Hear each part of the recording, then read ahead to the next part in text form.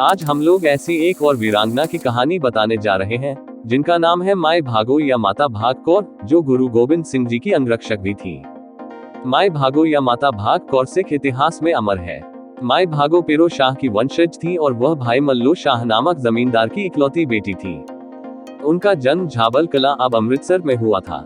माई भागो के माता पिता सिख धर्म का पालन करते थे और छोटी सी भाग कौर को गुरु गोविंद सिंह जी से मिलने आनंदपुर ले जाया करते थे। सिखों की वीरता और शौर्य की कहानियां सुनकर हर किसी का सिर सम्मान में झुक जाता है। माई भागो की कहानी भी उन्हीं में से एक है। माई भागो आनंदपुर में ही रुककर अस्त्र शस्त्र विद्या सीखना चाहती थी, लेकिन उनके पिता उन्हें घर ले आए। घर पर पिता से उन्होंने तीरंदाजी, घुड़सवारी, युद्ध कला आदि की शिक्षा ली। उनका एकमात्र लक्ष्य था गुरु गोविंद सिंह जी की सेना से जुड़ना।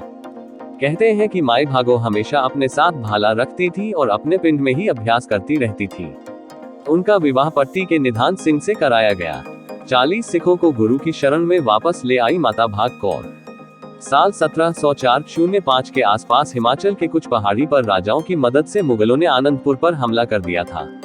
माई भागो के गांव के 40 सिखों को मुगलों से युद्ध की अनुमति नहीं मिली थी और वो गांव लौट आए थे। माई भाग कौर के पति और 2 भाई भी इनमें शामिल थे। माई को ये यकीन नहीं हुआ कि उनके गुरु को छोड़कर कुछ लोग वापस गांव लौट गए। माई भागो और अन्य महिलाओं ने इन सिखों को उनकी कायरता के लिए खूब सुनाया। माई भागो ने उन सिखों में फिर से वीरता और गुरु के प्रति समर्पण जगाया। कहते हैं कि माई भागो ने पुरुषों का भेष धारण किया था।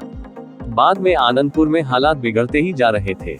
गुरु गोविंद सिंह ने अपने लड़ाकों को वादा किया कि सभी सुरक्षित निकल जाएंगे, लेकिन अफरा तफरी और उलझन में गुरु के अपने बेटे और बहुत से अनुयायी मारे गए। कुछ अनुयायियों के साथ पंजाब के फिरोजपुर के खिदराना गांव पहुंचे। यहाँ माई भागो उन्हीं 40 सिखों के साथ पहुंची। मुट्ठी भर सैनिकों को लेकर 10,000 मुगलों से भिड़ गई माई भागो। मई 1705 में 250 सिखों और 40 अनुयायियों की टुकड़ी लेकर माई भागो मुगलों की विशाल सेना से भिड़ गई। इस युद्ध में सिर्फ माई भागो ही जीवित बची, बाकी सभी सिख शहीद हो गए। गुरु गोविंद सिंह 40 सिखों के बलिदान से द्रवित हो गए और शहीदों को 40 मुक्तिक कहा। खिदराना की झील के पास आज एक गुरुद्वारा है, जिसे श्री मुक्तसर साहिब कहा जाता है। गुरु गोविंद सिंह जी की अंगरक्षक। गुरु गोविंद सिंह जी ने माई भागो की चिकित्सा करवाई और उन्हें स्वस्थ किया। नांदेड़ में वनवास के दौरान माई भागो गुरु की अंगरक्षक थी। गुरु गोविंद सिंह जी के निधन के बाद माई ने जिनवारा, बीदर, कर्नाटक में जाकर बस गई। यहाँ उन्होंने बरसों तक तपस्या की और यहीं आखिरी सांस ली। जहाँ माई भागो की कुटिया थी, वहाँ पर आज एक गुरुद्वारा है। माई भागो के बलिदान की कहानी सुनकर शीश अपने आप झुक जाता है।